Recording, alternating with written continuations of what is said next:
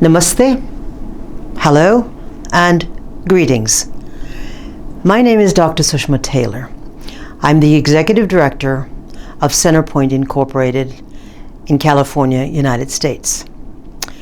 I'm also the President of the World Federation of Therapeutic Communities. My co-facilitator for the training is Mr. Sandeep Verma, the Chief Executive of the program Staying Out in New York. We are delighted to be here in India to provide training for Indian participants at the special request of Dr. Rajesh Kumar, the Executive Director of SPYM. We're really grateful to Dr. Kumar for thinking of us for this training. The World Federation of Therapeutic Communities is a multi-nation member organization. Our members represent treatment and prevention and education programs in over 70 countries. Our members hail from the United States, Canada, Mexico, Latin America, South America, Europe, Asia, Africa, and of course, Australia. Therefore, the continents are well represented. The training modules that we have been privileged to provide have been developed over the course of many decades by many pioneers, researchers, practitioners who have helped to create the evolution of the therapeutic community model that exists today. We in the World Federation of Therapeutic Communities are very passionate about the work that we do. And we believe that the therapeutic community model works really well in many diverse cultures, in diverse geographic regions, and also embraces different socioeconomic groups and also sociocultural groups. And we believe that is really critical to doing the kind of work that we do. And we believe that addiction treatment is work of the heart. So I want to once again thank Dr. Kumar for thinking of us, and also to let everyone know that we are so excited that the World Federation of Therapeutic Communities can partner with an eminent organization such as SPYM. Our training modules have been segregated into two or three different categories. The first category is the history of therapeutic communities, how they evolved, from whence they evolved, and the pioneers that helped shape the therapeutic community methodology. We also have a training module on morning meeting and how to create, to hold, convene, and to facilitate a morning meeting, which is an essential element of therapeutic communities. Another one of our training modules is that of special populations, and in particular, adolescents and young children. We also have a module on the essential elements of therapeutic communities. What are the core programs and interventions that actually create the therapeutic aspect of therapeutic communities? And finally, our last module was the evolution of therapeutic communities from their humble beginnings to their current, robust, well-researched, well-documented, and well-practiced modality that it is today.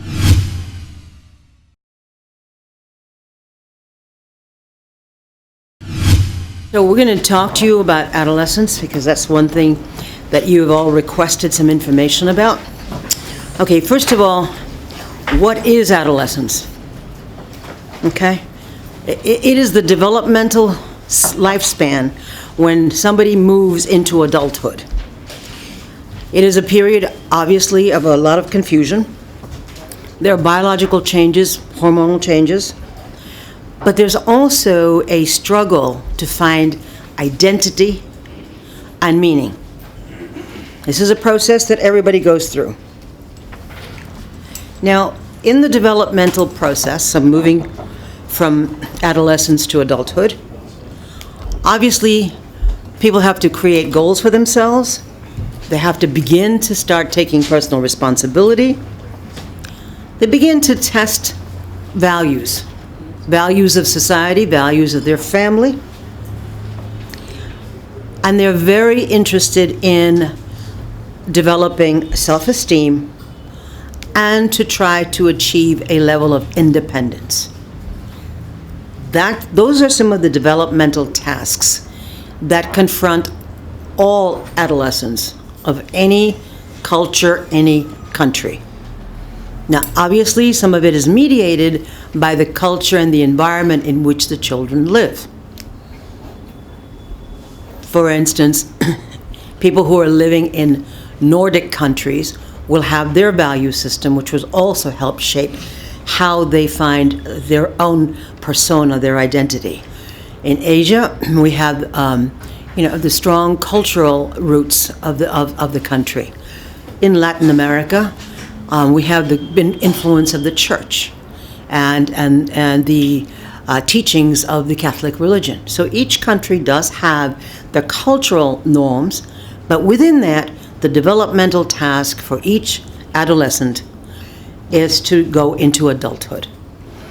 I want to also let you know that the adolescent brain is still developing and shaping. And because it is still in the developmental phase, it is really susceptible. And adolescents are not always comfortable with how their reasoning is actually manifesting into decisions. So these are all things that you should understand from a biological and a physiological perspective. This is a key indicator for adolescents. What is right, what is wrong. And they have to start beginning to develop their own personal belief systems. Also, they begin to develop personal morals, values. This is a very key time for folks. This is also a time when folks are looking at friendships and developing friendships and bonding with peers. There is a great need for acceptance, for affiliation. This is also a time when they're curious about sexuality. There are biological hormonal changes that are taking place. But they also need to feel safe. I want to emphasize that. They need to feel safe.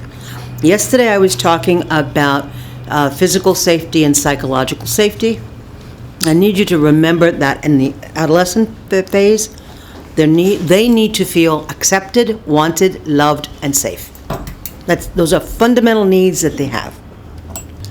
Now, in terms of personal differences,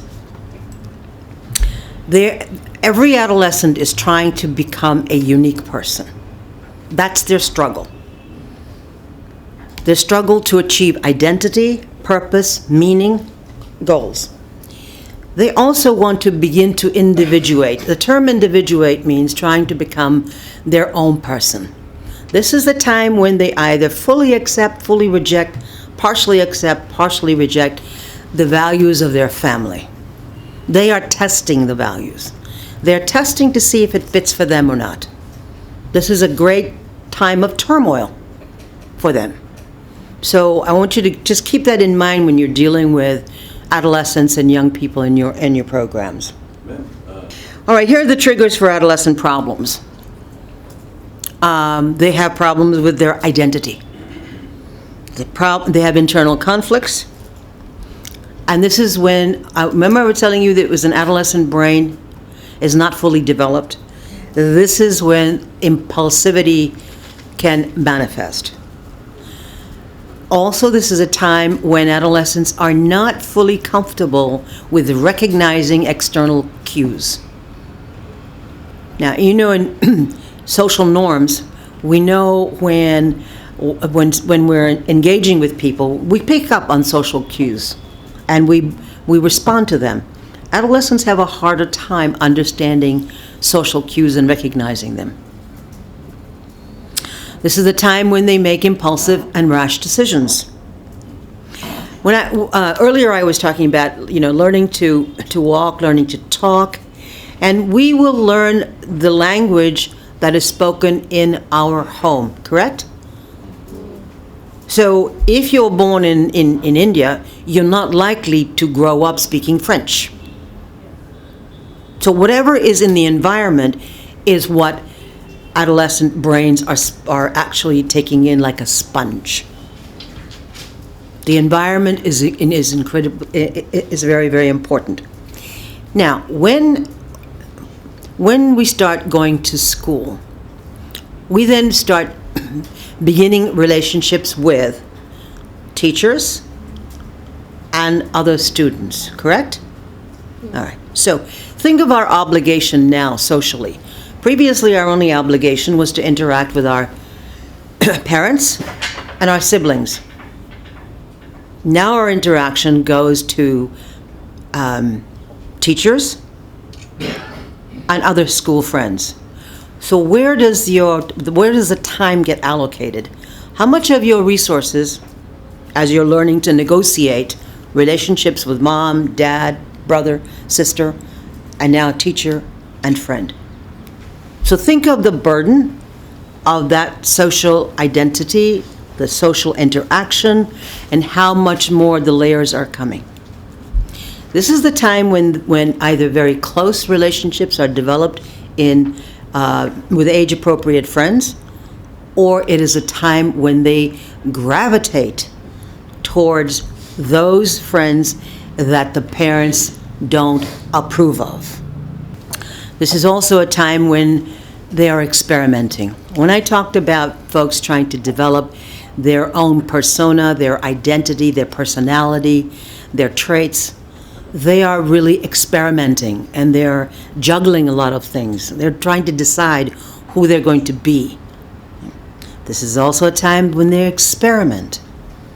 This is a time when they're going to experiment with drugs or tobacco or alcohol, mainly because they see other people doing it. Or their peer group thinks it's a good idea to do something that's risky, to get away with things that they're not supposed to. So you get my drift here, people? Yes. Okay.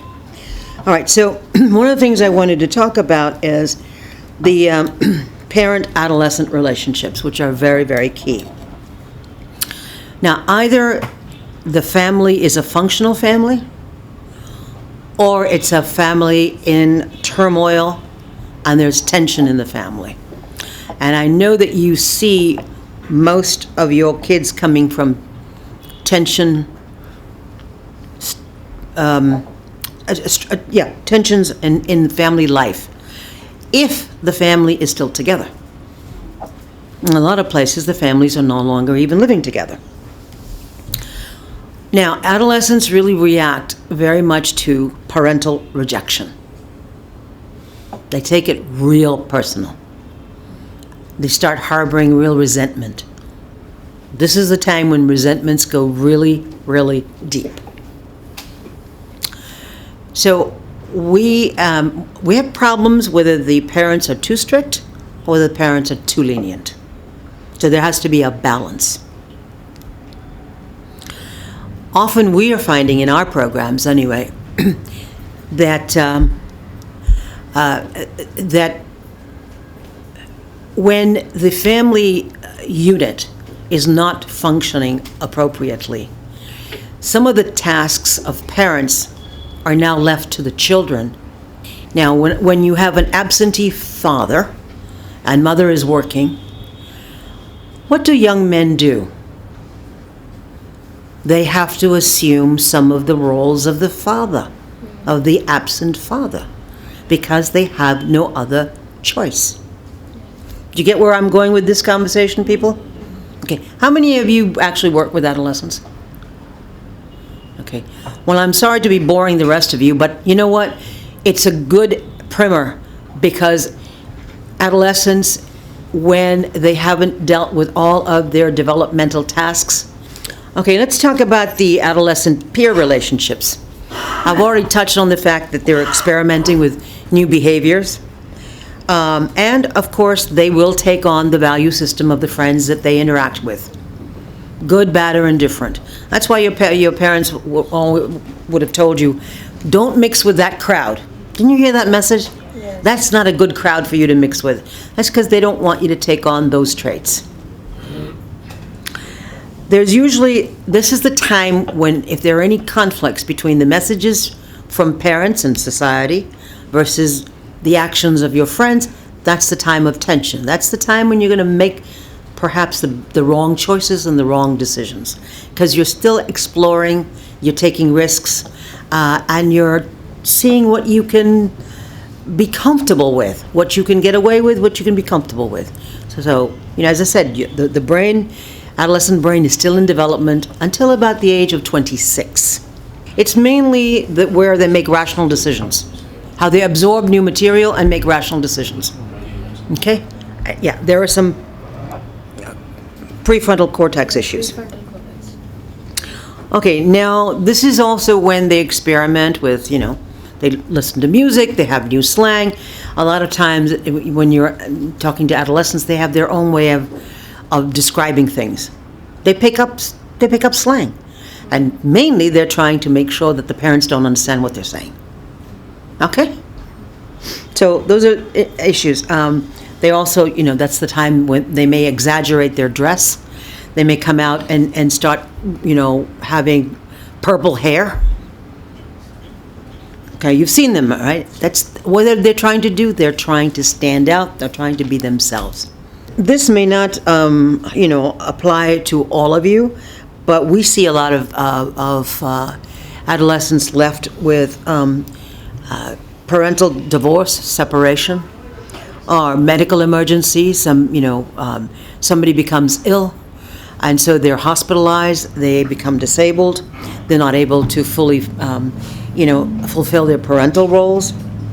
And if there's death in the family, or there's a sudden drop in income or earnings in the family, or there's a relocation based on either jobs or other reasons. So those are family issues that really trigger a lot of problems for adolescents. They take everything very seriously. All right, let's talk about initial exposures to substances, okay? I've talked about bonding with peers. We've talked about the fact that they experiment, so they're curious. The part of the brain that deals with rational thought and logic is underdeveloped. And then they are prone to making rash decisions that are not thought through. In other words, they don't necessarily think of the consequences of a particular decision. Let me give you some warning signs of early addiction. They're experimenting. They find that it's definitely a pleasure or reward. Their friends use. They may do it as an act of defiance. They also, have, this is also a time when they have a low attention span. And I've already talked about impulsivity, but they're also vulnerable at this stage, and they're vulnerable to suggestion. So I've already talked about inhibition, loss of inhibition, and coping skills, okay? This is also a time of irresponsibility. We talked about all that. But that's just early addiction. What happens with intermediate addiction? More frequent use. They feel good about what they're doing. They obviously have a greater compulsion to use drugs. More of their friends are using drugs, and they're spending more time in drug-using social networks. A lot of time is spent there as well. They still have impaired thinking. They have a lot of mood swings. They are in great denial that they're having any kind of problems whatsoever, because they feel invulnerable, okay? They're immortal. They're going to live forever, and nothing is going to happen to them. So remember that. What happens when we're looking at advanced addiction? So what happened from early experimentation to what would be called regular use to now what is dependency use, habitual use. So this is when they start lying to themselves about the fact that they don't have a problem.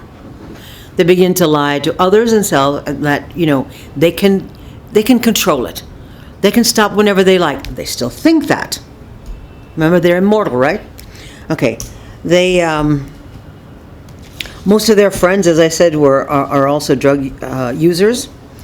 They're always engaged in conflict with families, mainly about their drug use. And this is a rapid progression. And the hunger for drugs drives all thought and behavior. Okay? So their own individual morning meeting usually will begin with, how much can I consume today and how quickly can I get it? Right? That's their own personal morning meeting for that particular day. Now, they might have some other complications like, okay, how much is this going to cost me? And how am I going to get the money to buy the amount of drugs that I have decided that I deserve today? Now, remember, I use the word deserve. I use the word need. I use the word deserve because that's the message they're giving to themselves. Okay. They all often engage in aggressive behavior. They're prone to engage in more fighting, street fighting, arguing, but they are getting aggressive at this particular stage. Now, you all know that addiction is a biopsychosocial process, and you know that that factors related to the individual, other factors are related to the substance that they select. Not the substance that they select for the first use, but the substance that they select on an ongoing basis. In other words, I usually ask my clients, okay, if I had all the drugs on the table for you right now, and there's alcohol and cannabis and heroin and cocaine, which one would you pick first? Now, when somebody says all of them, I get really worried. But usually they will say, oh, that's what I want. This is the one I like the most. That will tell you a lot about that individual. That will tell you a lot about that individual. Okay, and then we've been talking a lot about social factors. What about the factors that are associated with progression? What about the factors that are associated with progression?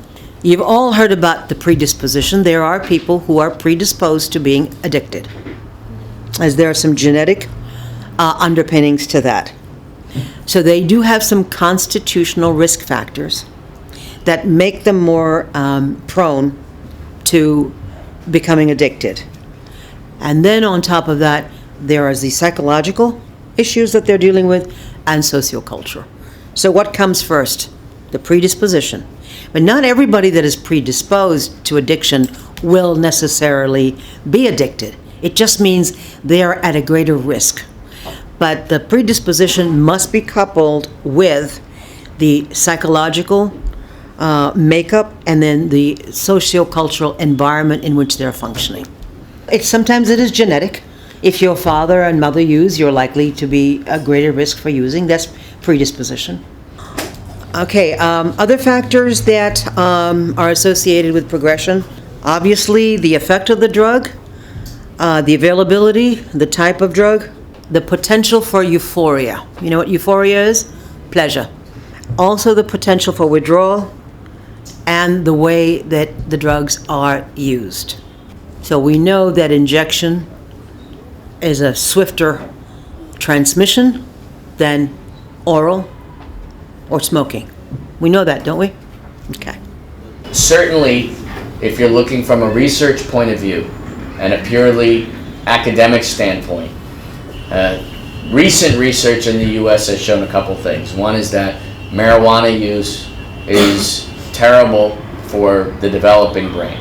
So if we're talking about adolescent marijuana use. There's a recent study out of Johns Hopkins University, which is a premier institution in the United States, that went and did a deep dive, if you will, into the use of marijuana in 12 to 21-year-olds, and showed that it had a very, very negative effect on brain development, and led later on in life to other psychiatric issues, whether that to be depression or psychosis or other things of that nature. There's another camp of people that say, well, use of marijuana results in an increased use of other substances later in life. So if you use marijuana, then you're more likely to use heroin and other things. I think that Dr. Taylor's slides speak well to that, because you would likely have more factors in your life, whether that was genetic predisposition or other sociocultural factors that would result in your addiction. That being said, there's a large movement in the United States to have social tolerance of use of marijuana. One, people saying that there's a huge, the illegal aspect of marijuana use is not worth the result, if you will. So that there's a drug trade that occurs, and that drug trade allows people to live in a subculture, and that subculture promotes use of other things and other illegal activities, whether that's stealing or prostitution or other victimizing type of behavior, and that if you take it out of the underculture, if you will, that the negative effects won't outweigh the benefits. That's certainly one movement. I would also say that in the states in the U.S. where marijuana has been fully legalized, I don't know that they're seeing the benefits that are often described pre-legalization. That you'll have extra tax revenue, or that you'll things like that. For the most part, those haven't materialized. Likewise, I think all of the negative consequences that are described have also not materialized. To say that there'll be, the fall of society will occur. In the New York region, and maybe that's different in other places, there's also a movement of people that talk about the justice angle of marijuana laws. And in the U.S., there's significant racial and ethnic enforcement based on those factors in terms of enforcement of marijuana. To say that if you're a white American person, you're more likely to not be arrested for marijuana use, whereas if you're black or Hispanic or other races in the U.S., that you're more likely to be arrested and put in jail for low-level marijuana use. So there's a whole movement of people that say, that's not fair, and as a result of it not being fair, we should legalize it, or at a minimum do what's called decriminalization, which means that essentially there's no penalty.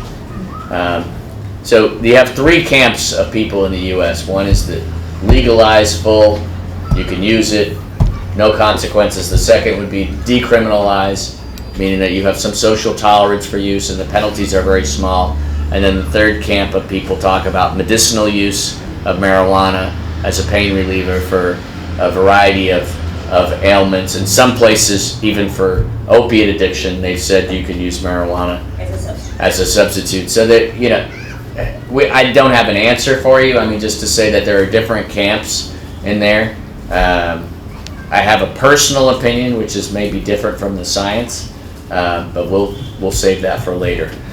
Okay, I think we've talked a bit about the factors associated with progression. The biggest part of it is, and it's an enabling system. The system allows the progression to continue. It's the individual's denial. They're also fooling themselves, saying that they can quit anytime. But it may also be the parental denial system and the peer denial system. So all of those factors actually enable the individual to continue their use. This is a slide I want you to spend a little time with, okay? Anybody who's working with children and adolescents must know that your prime job is habilitation, not rehabilitation.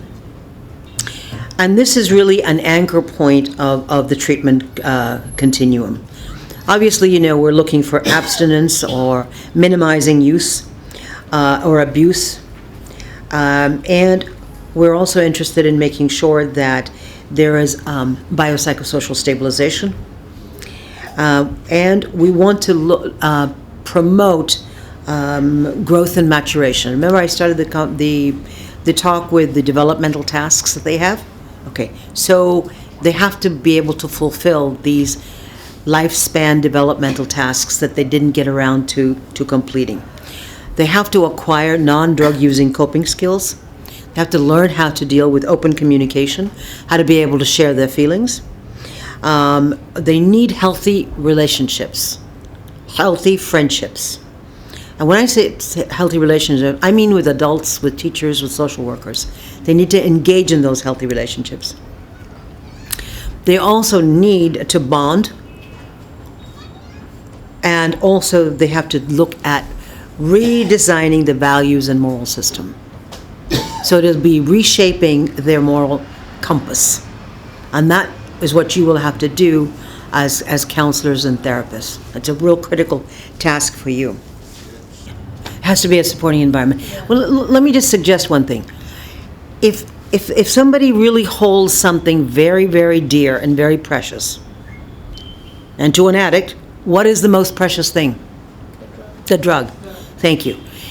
For somebody to give up that which they hold in high esteem and regard precious, you must give them something of equal value.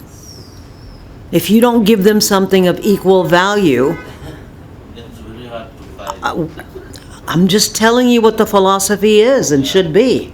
So what are some of the key components in adolescent treatment? Okay, orientation. What is orientation? And those of you who work with adults, you can use this as well. That's it when there's a clarification of what the treatment is and what the expectations of the program happen to be. That's orientation. What are the daily activities? You have to be able to be clear that there are daily activities of education, there are chores to be done, there's homework, and also positive recreational activities. Kids need to have fun. And what about the contracts?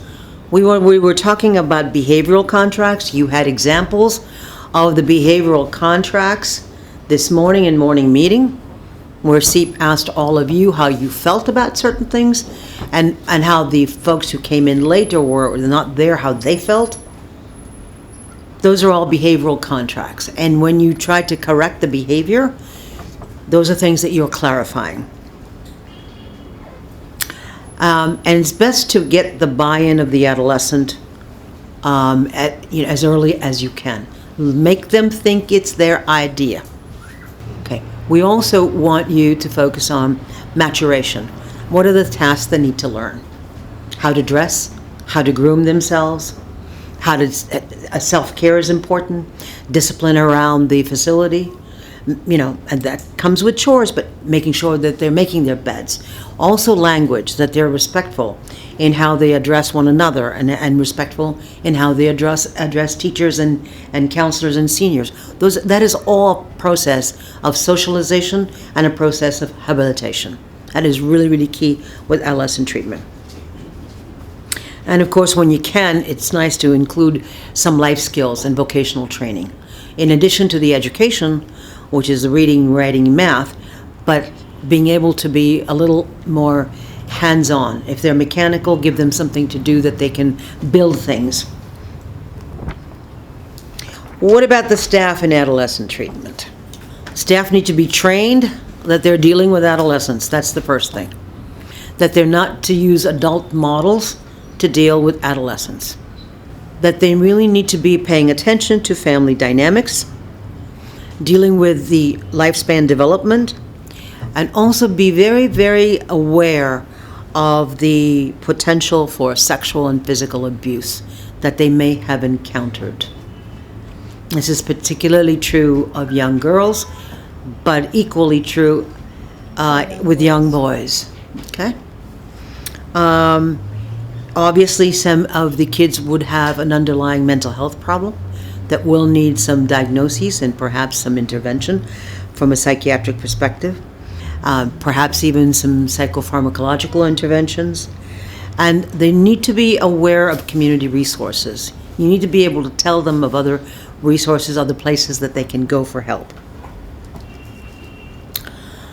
Okay, let me talk to you about your predictive risk factors, along with protective factors, particularly in young people.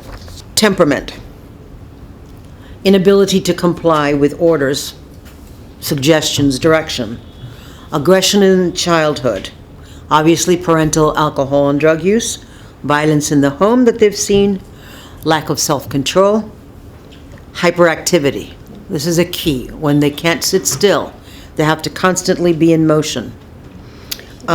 Rejection from their parents, and also the opposite of hyperactivity, withdrawal behavior. These are people who don't talk at all, and they're like the invisible folks in the group. Those are the predictive risk factors. You take a look at these risk factors, you know that you're going to be looking at folks with an addictive disorder. What about the protective factors? What's on the other side? Obviously, positive parental support is the best protective factor. When an open communication process with your parents, and a feeling that they are valued, that there is high self-esteem. Self-control is important, and that they can assert themselves without resorting to violence, aggression, or inappropriate activity. And that they are interested in achieving. That is very, very important. Use their competitive nature and make them interested in a goal that they can achieve. And whatever goals that they set for themselves, reward them when they get there. Okay, so that's really important. So, resiliency. Here are some principles to facilitate healthy development. Relationships, humor, creativity, and developing a sense of right and wrong. These are the principles that we are using. In terms of treatment planning, for those of you who are dealing with actual treatment, you need to be able to take a look at the entire social network, social atom in which the child, the adolescent is functioning, including the pressures that they have in their life, as well as the pleasures. If the only pleasure in their life is drugs and everything else is a pressure or pain, you know what you're dealing with. You need to make sure that the goals that you set for the kids are achievable, they're realistic, they're measurable, and that when they attain them, they feel a sense of completion and a sense of pride. That's really important to instill. You need to also strengthen their inner resources. By inner resources, I mean their ability to withstand peer pressure, their ability to withstand other drug-using friends that will draw them back into that orbit. That is really important. So you want to instill that psychological strength. Also, your interventions should be very clear and clearly establish what it is you are trying to achieve for the adolescent client that you're working with. So I hope that you will eagerly participate in not only the training modules, I hope that they will be useful to you in the work that you do. So thank you, Dr. Kumar, for trusting us, for believing in us, and for inviting us, and also for making us feel so very welcome. And please give us feedback to see how well you feel that the training has been for your particular work. Thank you so much.